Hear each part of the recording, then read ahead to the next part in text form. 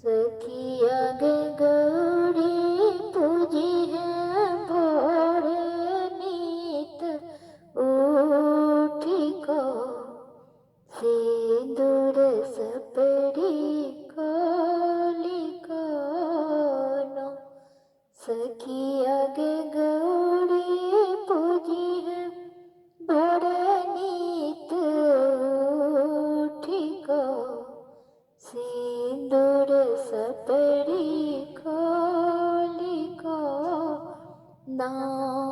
सखिया के सासु बड़ी सौखीन देलखिन सोनक डाली कीन। सखिया के सासु बड़ी सौखीन देलखिन सोनक डाली कीन। सखिया गे फूलो तोड़ी है भोरे नीत उठी को सिंदूर सपड़ी खोली को ना। सखिया गे फूलो तोड़िए भोरे नीत उठी को सिंदूर सपड़ी खोली को ना। सखिया गे गौरी पूजी है भोरे नीत उठी को सिंदूर सपड़ी खोली कोनो।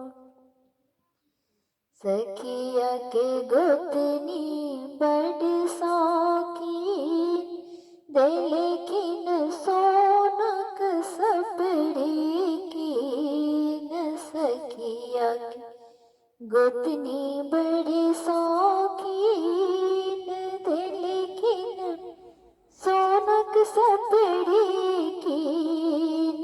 सखिया गे गौरी पूजी है भोर नीत उठी को सिंदूर सपड़ी खोली कोनो। सखिया गे गौरी पूजी है भोर नीत उठी को सिंदूर सपड़ी खोली कोनो। सखिया के ननदी बड़ी सौखीन देलखिन सोनक लटिया की। सखिया के ननदी बड़ी सौखीन देलखिन सोनक लटिया कीन।